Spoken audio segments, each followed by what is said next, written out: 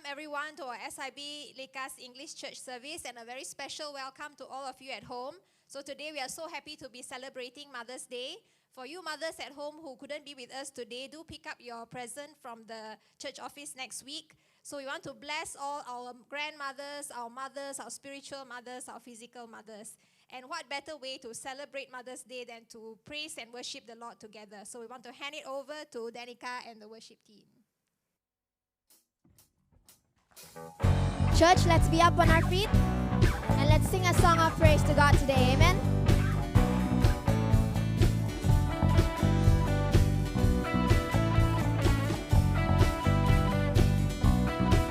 You are here as we lift you up. You are riding on our praise. Be enthroned over everything. You are seated in our praise.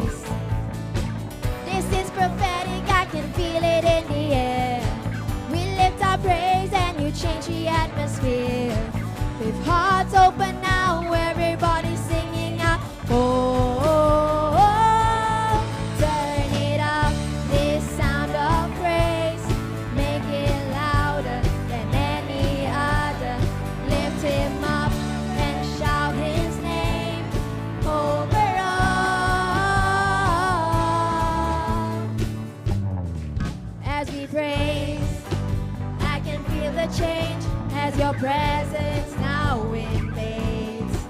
Hear the sound of the broken chains, prison doors are giving way. This is prophetic, I can feel it in the air. We lift our praise and you change the atmosphere. With hearts open now, everybody's singing out, I am free. Turn it up, this sound of praise. Make it louder than any other. Lift him up and shout his name over all. Turn it up, this sound of praise. Make it louder than any other. Lift him up and shout his name over all.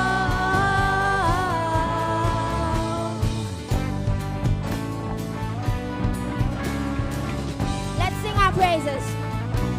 Our praise goes up, your rain comes down. Our praise goes up,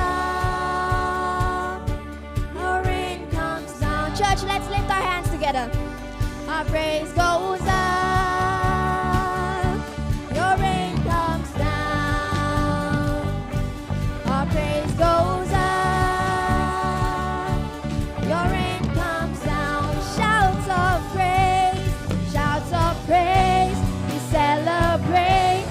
King of glory, enter in. You are riding on our praise. Oh Lord, turn it up, this sound of praise. Make it louder than any other. Lift him up and shout his name over all. Turn it up, this sound of praise. Make it louder than any other. Lift him up and shout his name over all.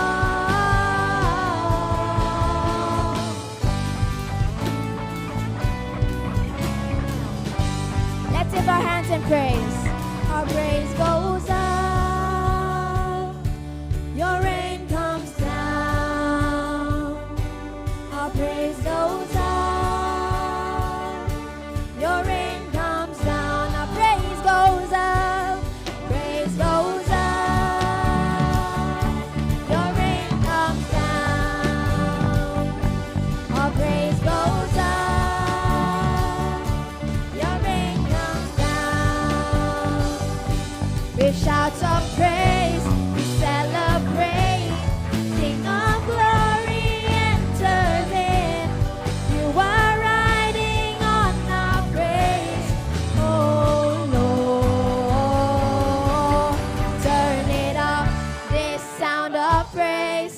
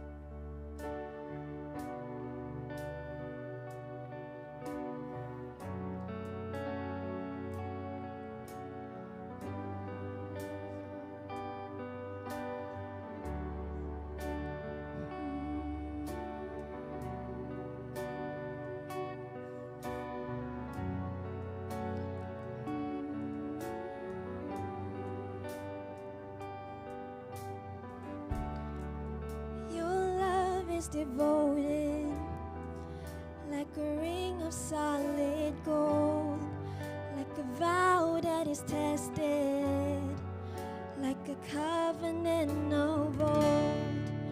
Your love is enduring through the winter rain, beyond the horizon, with mercy for today. Faithful you have been, and faithful you will be.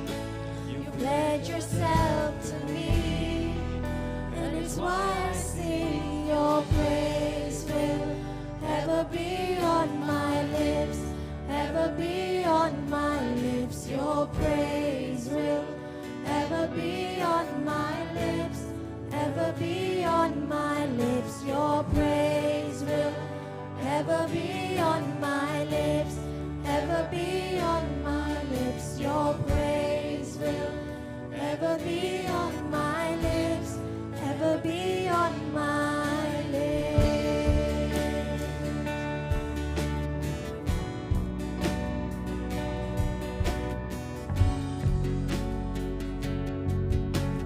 You fathered the orphan.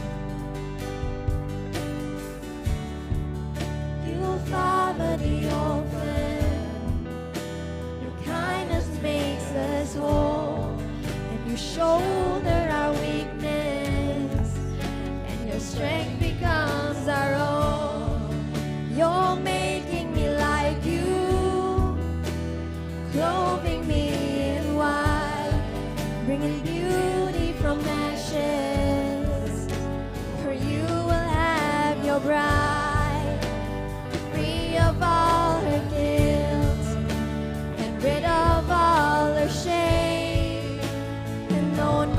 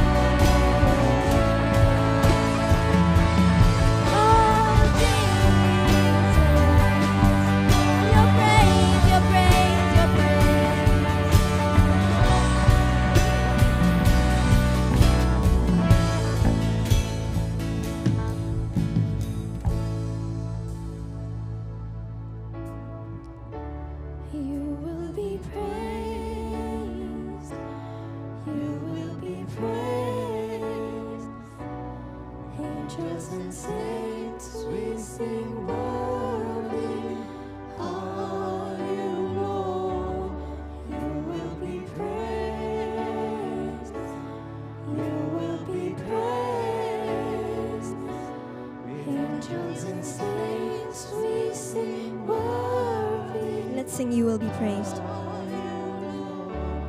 You will be praised.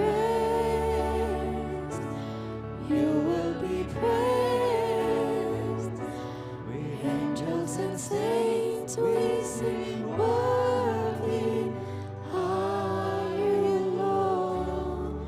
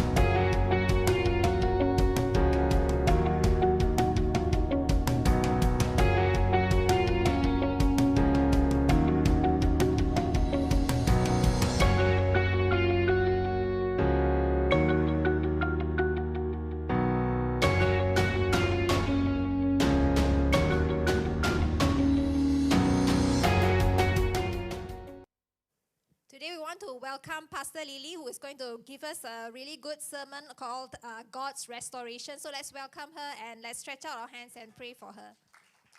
Yes, dear Lord, we thank you for Pastor Lily, Lord. We pray that your word will go forth with the demonstration of your Holy Spirit's power, Lord. Your message will go out clearly, and each and every one of us listening to this sermon, we will experience your restoration in every area of our lives, Lord. In Jesus' name, amen.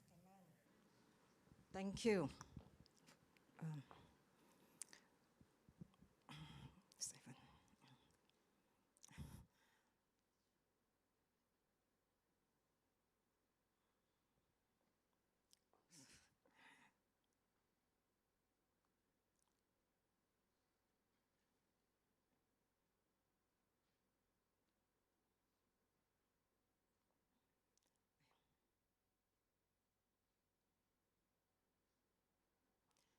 Incorrect pin.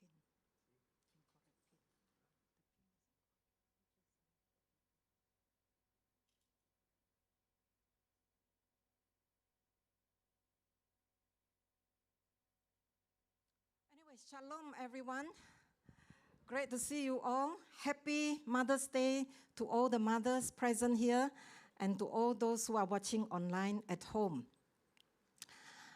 Mothering is a very important calling from the Lord, yeah?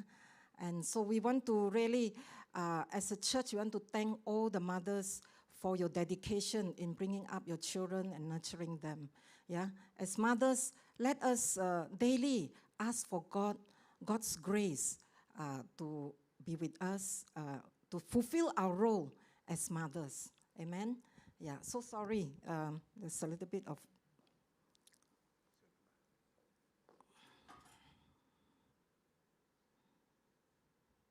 problem. It seems the PIN number cannot use.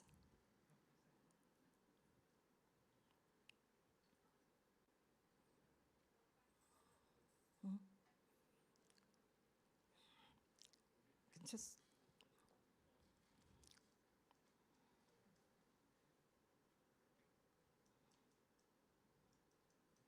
praise the Lord. So today my sermon topic is God's restoration. So what is restoration? Well, the very basic meaning is the act of returning something to its earlier good condition. Yeah, just to give an example of the meaning of restoration. Recently, we had to restore a chair, yeah, a chair that we have been using for a long time. For some reason, the chair broke down and the base of the chair, the wood collapsed. And a friend took the chair and repaired it, took the whole chair apart and put it back again with a better wood. So the chair has been restored to its original good condition. Not only good, but better because of a better wood that he used, yeah? Now, in the Bible, the word restore means more than just repairing broken object back to its original good condition. Yeah, in the Bible, the word restoration includes physical restoration. Example, inheritance that have been restored to God's people. Spiritual restoration, when the people returned back to God, their relationship was restored and they experienced revival. So there's also national restoration. When the nation faced an economic disaster, God restored wealth back to the nation.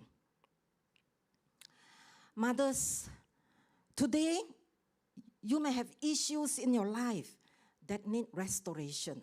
Yeah, all of us have something to restore back to its original condition or even better. Yeah, and God is a great restorer. He can restore broken lives, wrong decision made before we became a Christian or before we knew Jesus. So the restoration that you need may be mistakes that you made in the past. You may wish that you have brought up your children differently if you have a chance to do it all over again. It could be an opportunity lost that you wish you could take back. It could be some wrong decision made. It could be failure to get the job that you wanted. God is a God of restoration, and He has His ways of making up for your mistakes. And God can restore lost opportunities with even better plans for you. By the way, this message, although it's dedicated to the mothers, is applicable to all of us. Or it could be you are a victim of circumstance that is not due to your own fault. Yeah? It could be an abusive parent that has affected your life negatively. I have a friend who was brought up by her grandmother, and in her teenage years, she was abused by her own biological father throughout the teenage years. But today, she's totally restored. After she come to know Jesus, and after years of walking with the Lord, she's now restored as if nothing had happened. She could talk about it without any hurt or any pain. And today she's taking up leadership in the church, not in this church, yeah, in another place. Our God is a wonderful God. He doesn't want His children to remain in a broken down state. He wants His children to be restored, to be returned to what God has created His children to be. All of us who are believers of Jesus. So now I just want to give 6 examples, biblical example of God's restoration. Yeah, I will just go through it very briefly, all the 6 verses. Then I will go into more detail to talk about how God restored and what is our part in the restoration process. Firstly, restoration of double honor. Isaiah 61 verse 7. Is there, right? Instead of shame, you shall have double honor. Instead of confusion, they shall rejoice in their portion. Therefore, in their land, they shall possess double. Everlasting joy shall be theirs. Wow, our God is a God of hope. For the suffering that Israel went through, God promised to restore double blessing, double honor. We'll see this in a bit more detail. And we are the spiritual Israel, and God wants to restore us, yeah? What has been lost from our life. Secondly, restoration of health. Jeremiah 30 verse 17. For I will restore health to you and heal you of your wounds, says the Lord. Because they call you an outcast, saying, this is Zion, no one seeks her. God promised to heal the affliction of His people, physically and spiritually. Restoration of fortunes. We saw that in Job chapter 42, verse 10. And the Lord restored Job's losses when he prayed for his friends. Indeed, the Lord gave Job twice as much as he had before. As you know the story of Job, how Satan came and took away everything that he had, his children, ravaged his whole family. His children was taken, his land was taken, his property was taken by Satan, even his health was taken by Satan. But God restored back to Job. And the scholars told us that even the period of time where he suffered was very, very short compared to the rest of his life, where he enjoyed God's restoration over his life, restoration of his wealth and even children. Fourth example is restoration of strength. 1 Peter 5:10, and the God of all grace, who called you to his eternal glory in Christ, after you have suffered a little while, will himself restore you and make you strong, firm, and steadfast. Mothers, have you ever feel weak? Spiritual weakness, even physical weakness, yeah? But God said that he will restore. Mothers, he will restore us. And he will make us strong and firm and steadfast. We'll be strong Christian. Yeah, we may suffer a little while, in the course of our mothering, in the course of our life. There are times when we do suffer because of someone else's decision or someone else's mistake. Sometimes it's our own mistake. We do suffer. Sometimes the suffering is to fighting against sin. Yeah, we do suffer. But God promised that he will restore strength to us and steadfastness. Amen? A fifth example is restoration of your soul. Psalm 23 verse 3 says, he restores my soul. He leads me in the path of righteousness for his name's sake. What does it mean by God restoring our soul? That means he will revive us when we are distressed, when we are discouraged, when we are weary. We all go through that in life. Yeah? But go to God's word and claim what he said. When God says something, he means what he said. He can restore us. Amen? He can restore our soul. He can revive us and make us strong again. Amen? Restoration of joy. Psalm 30 verse 11 to 12. You have turned my mourning into dancing. You have put off my sackcloth and clothed me with gladness, to the end that my glory may sing praise to you and not be silent. Oh Lord, my God, I will give you thanks forever. That's God's plan for us, to every day have a lifestyle of giving thanks to him. And he restores us. In the Old Testament, whenever they go through grief or sorrow or some death, bereavement, yeah, they put on sackcloth. God promised that, God told them that, it's a promise that I will take off your sackcloth and clothe you with gladness. Do you want to be clothed with gladness? Yeah, so that you can sing praises and not be silent.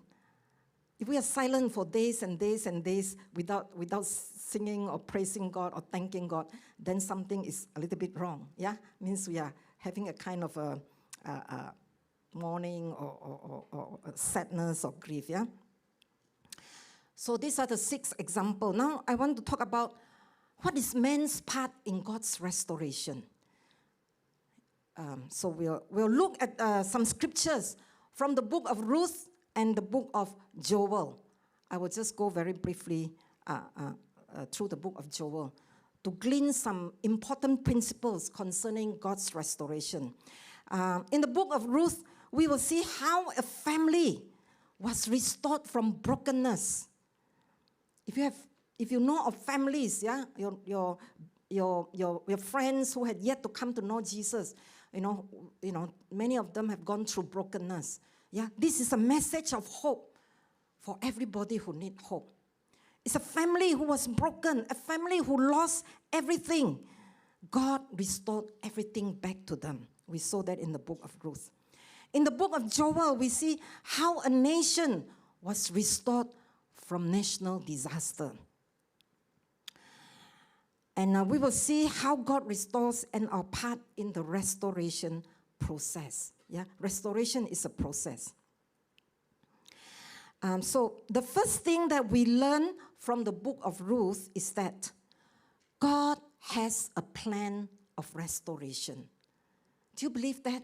God has a plan of restoration for you, for all of you, for me. Yeah? We can see that in the book of Ruth very clearly.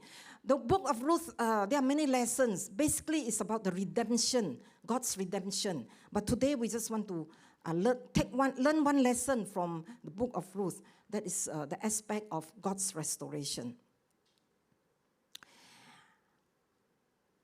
So I'll just briefly go through this story about Ruth, yeah, to see how God worked out his restoration plan. So you all may know this story, so I'll just briefly go through it. Due to a famine in Israel, a man called Elimelech and his wife Naomi and their 2 sons moved to the land of Moab to find a better life. The 2 sons married Moabite women.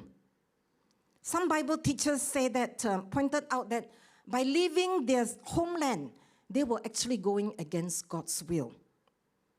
Moab was a Canaanite nation where they worship different gods. Yeah?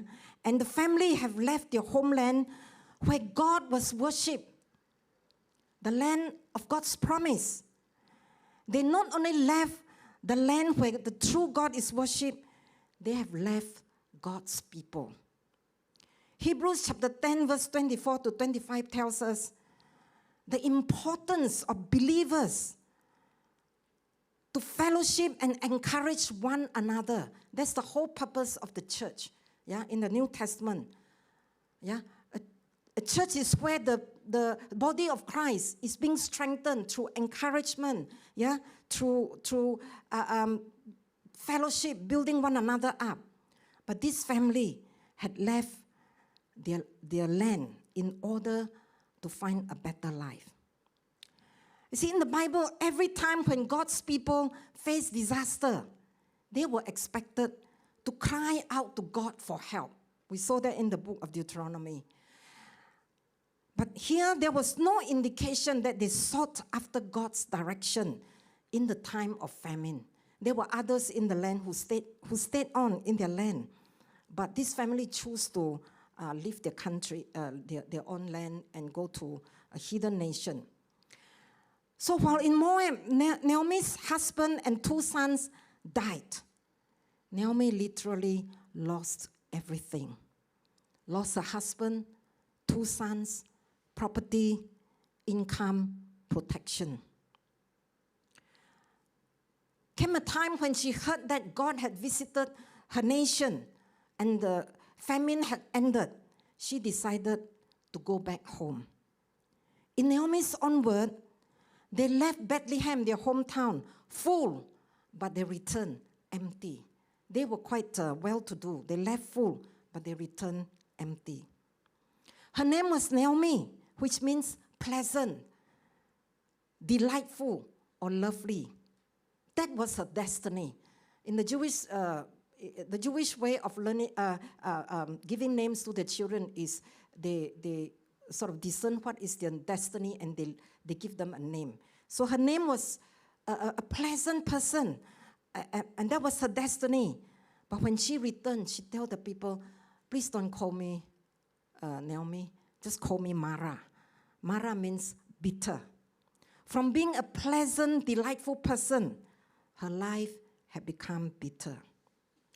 Question is, have you ever felt, instead of being a pleasant, delightful person, you have become bitter due to some negative circumstances? I think we all may have experienced that one time or another. So the first lesson here is that God has a restoration plan. In spite of their mistakes, God has a restoration plan for them. God has a restoration plan, but we on our part must follow His plan. So the second thing that we can learn from this book is the process of restoration begins with following God. Following God. So Naomi made the decision to return to her homeland, the land of God's promise, and the land of God's covenant people. one of her daughter-in-law called Ruth had chosen to follow Naomi back to Bethlehem. Not only did she follow Ruth back to Bethlehem, but she accepted the God that Naomi worshipped. She gave up her own country, her gods, to trust in the God of Israel. She had come to Bethlehem to seek refuge from the God of Israel. God loves it when we seek refuge from Him, amen?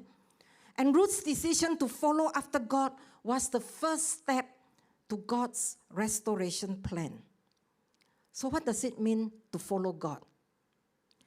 To follow God is to live our lives the way God wants, to live a life that pleases God.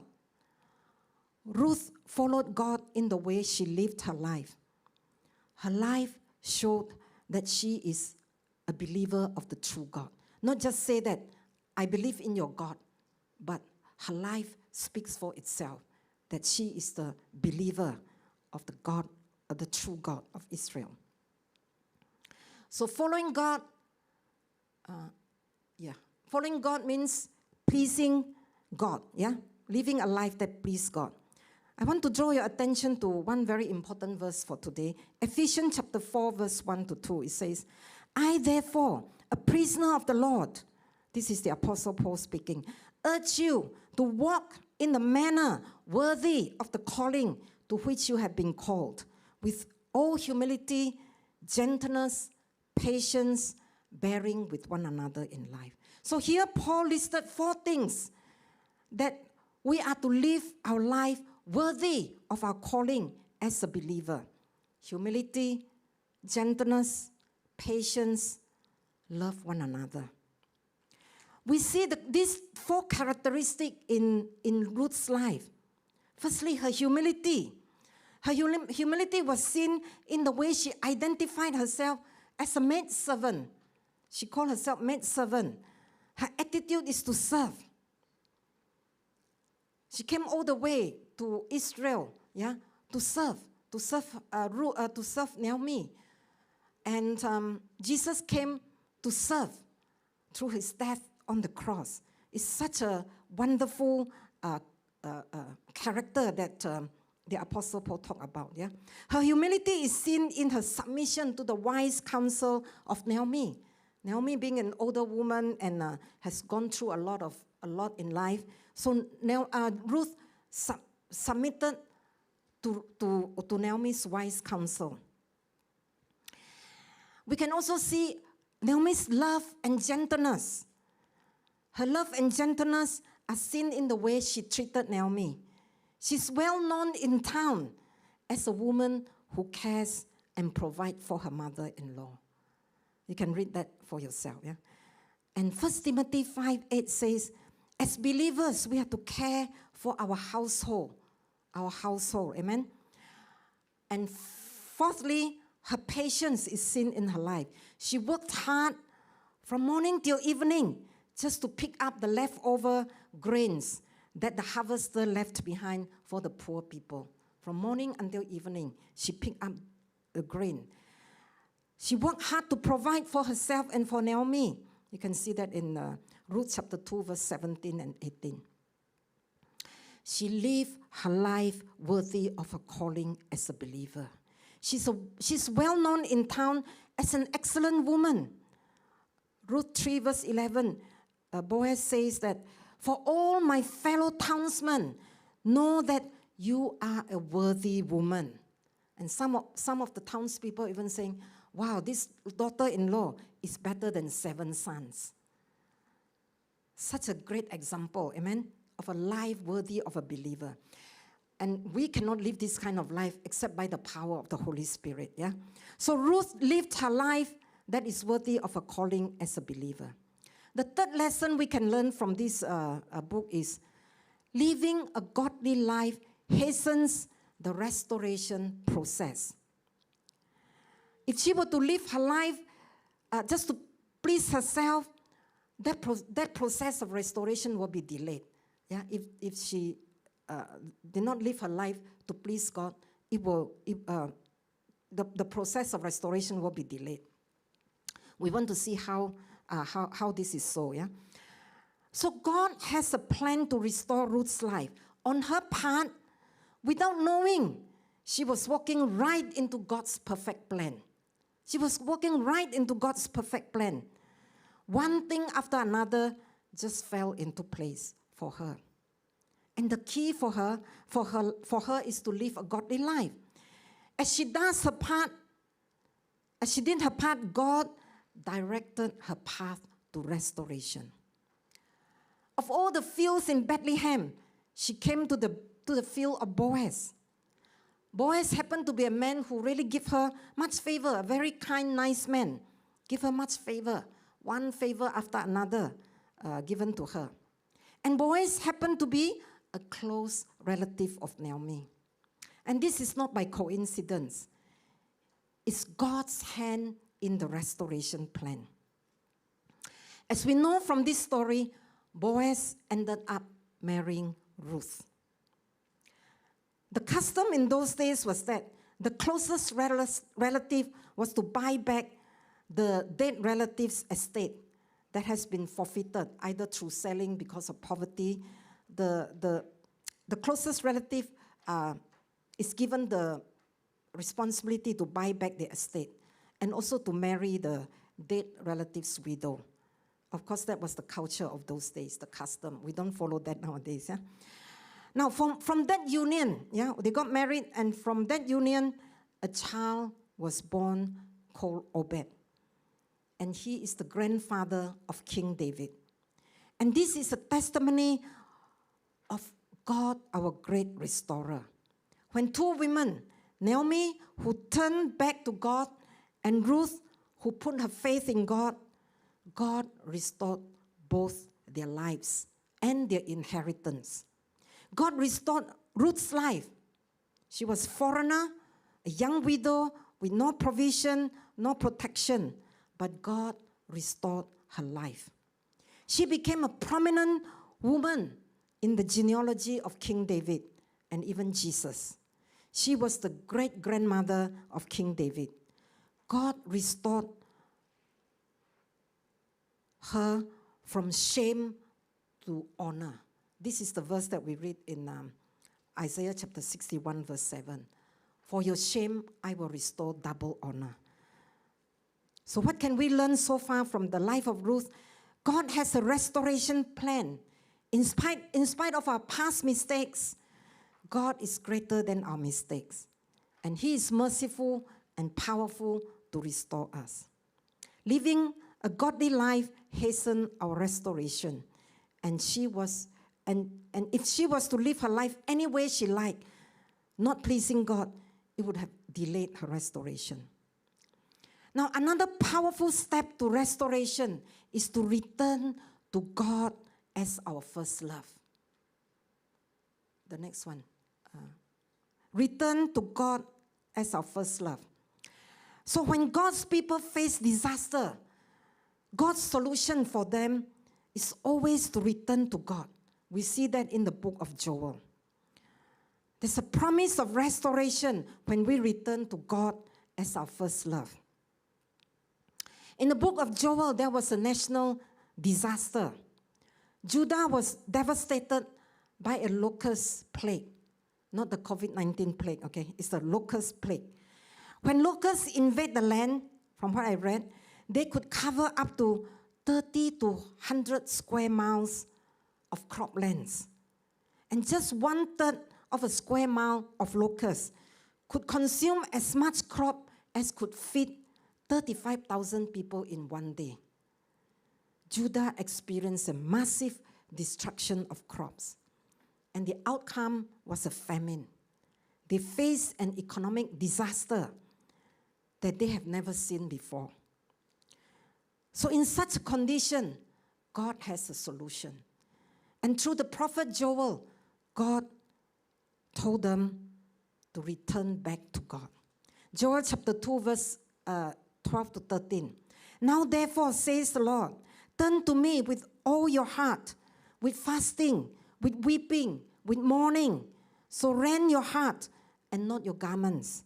Return to the Lord your God, for He is gracious and merciful, slow to anger, and of great kindness, and he relents from doing harm. So God is asking them to return to him with all their hearts. God wants their hearts. God wants our hearts. God wants them to return to the first love. God who loved them so much, blessed them and provided for them, yet they have forgotten their God. They have put God second or third or fourth in their priority. Fasting and weeping and mourning is an expression of repentance for turning away from God. So when God's people repent and turn back to their first love, God promised that he will restore them the years that the locusts had eaten. You know, there's a word that says, time and tide waits for no man. Yeah, past years you cannot take it back. Lost years you cannot take it back.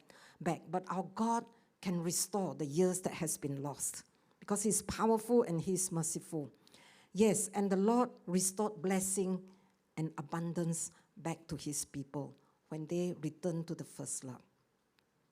So how does this apply to us? How does this truth apply to us?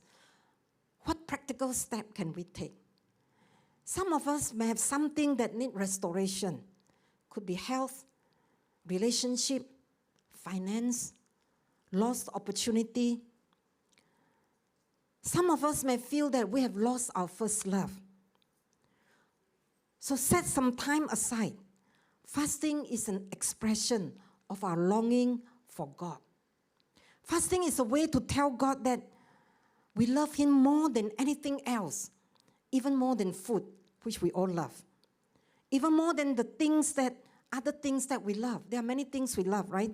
Fasting is putting a period of time aside to just tell God, I love you, Lord, more than anything else.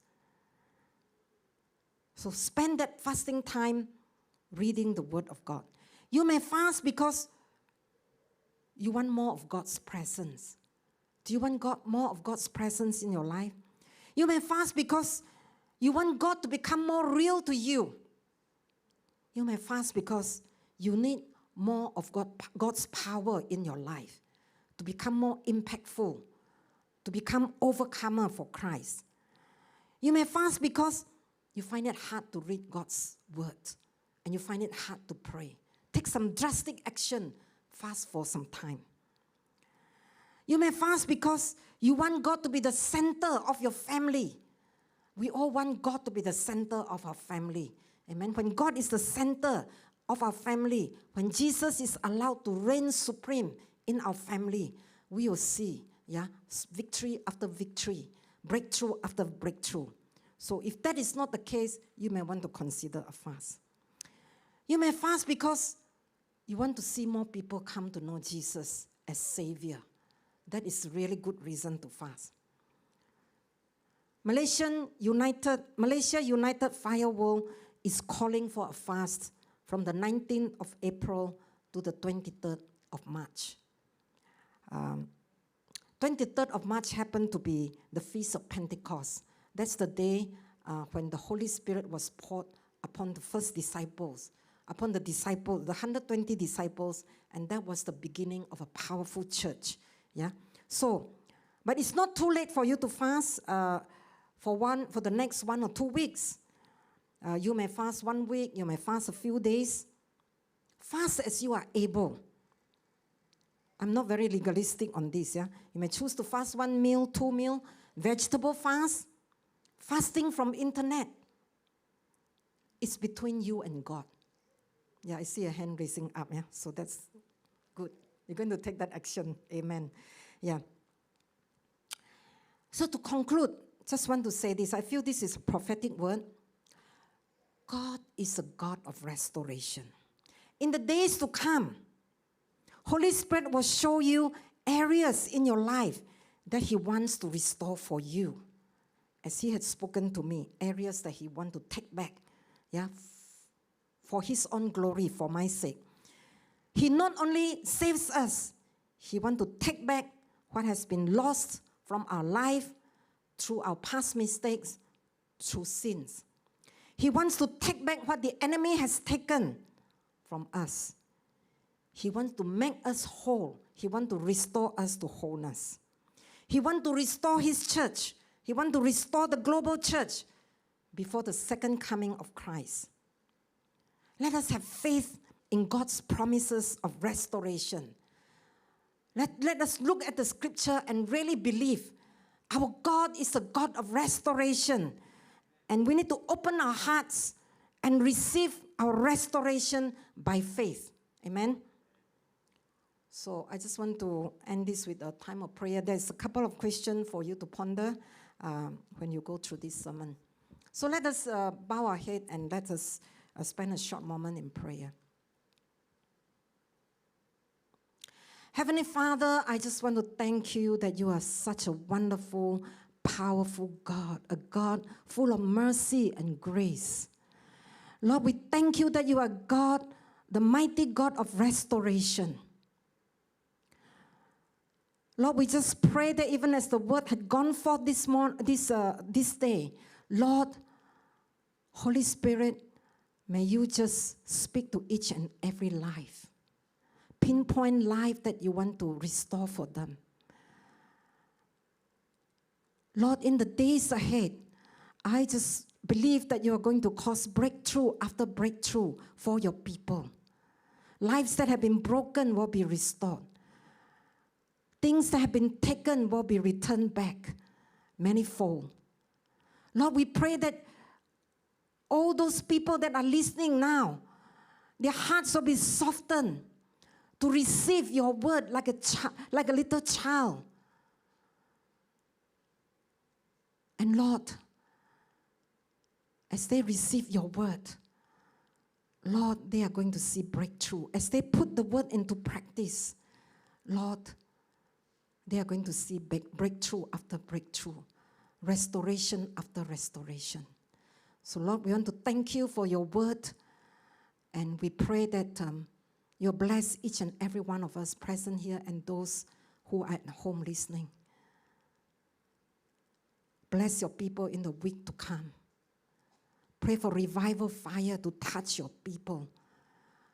Only you can do this by the power of the Holy Spirit.